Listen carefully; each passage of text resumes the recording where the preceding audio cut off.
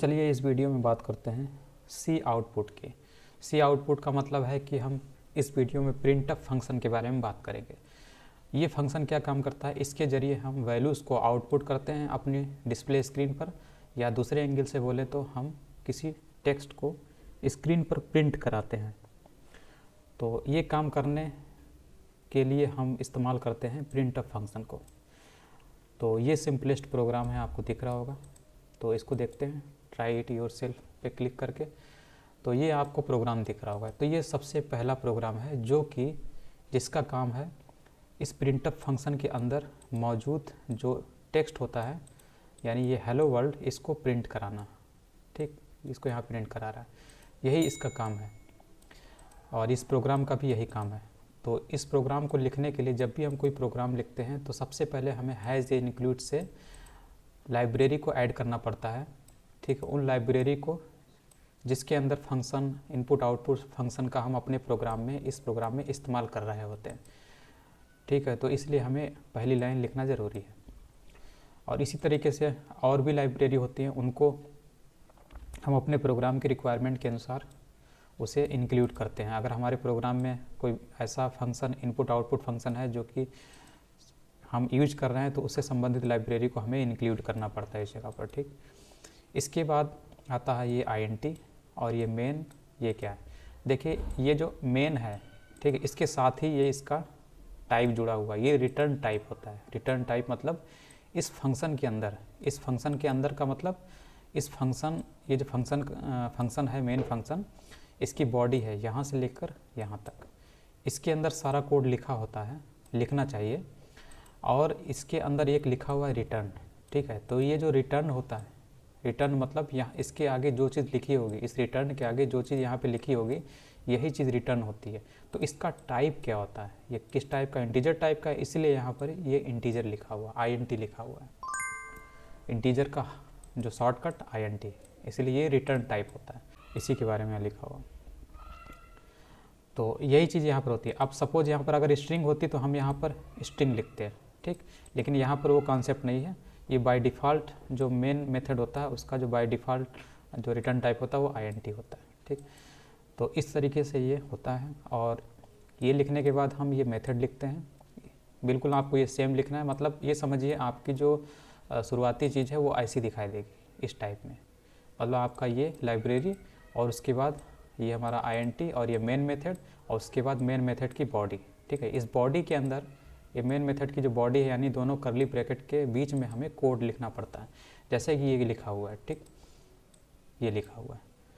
तो इस तरीके से ये होता है। उसके बाद ये प्रिंटफ फंक्शन होता है। इसका काम होता है अंदर जो भी चीज़ है उसको स्क्रीन पर डिस्प्ले कराना। ठीक, तो अंदर क्या चीज़ ली गई, टेक्स्ट लिया गया है स्ट्रिंग की तरह, डबल कोट में है। तो डबल कोट के अंदर जो भी चीज़ रहती है उसको एज इट इज़ ये प्रिंटफ फंक्शन स्क्रीन पर डिस्प्ले करा देता है, इसलिए आपको ये दिख रहा होगा।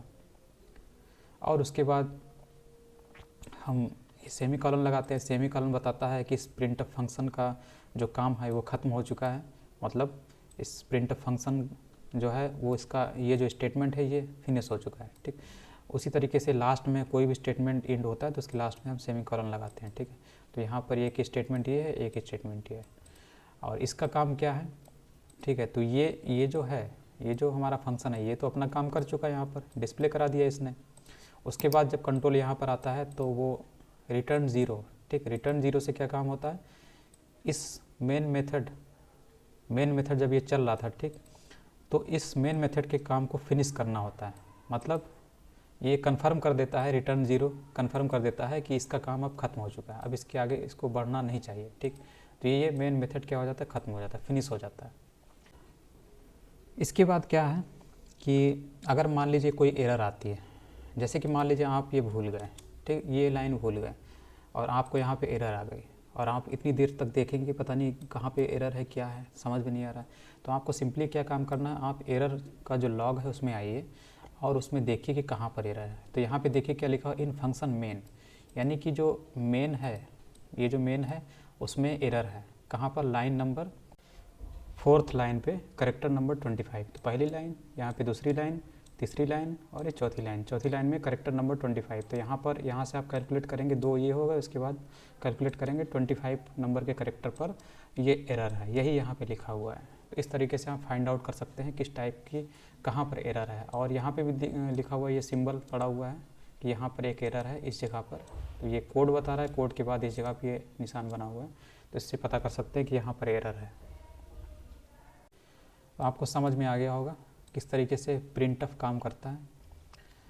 और इसमें एक चीज़ होती है कि इसमें ये बता रहा है कि new line at the end of output नहीं करता है। इसके कहने का मतलब ये है कि अगर मान लीजिए हम इन दोनों लाइनों को आउटपुट करते हैं, एक हेलो वर्ल्ड करते हैं इस प्रिंटफ फंक्शन के ज़रिए और दूसरा आई एम लर्निंग सी इसको करते हैं इस प्रिंटफ फंक्शन के ज़रिए, तो आप देख रहे हैं कि दोनों एक ही लाइन में आ जा रहे हैं। ठीक, तो इसका कारण ये है क्योंकि प्रिंटफ न्यू लाइन नहीं छोड़ता है। न्यू लाइन मतलब ये ऐड नहीं करता है इसके लिखने के बाद।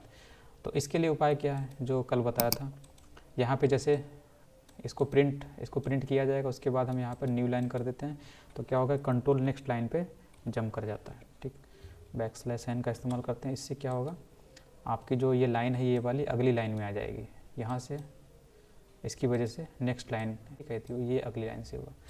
तो ऐसे करके होता है ये। इसके बाद अगले लेक्चर में बात करते हैं।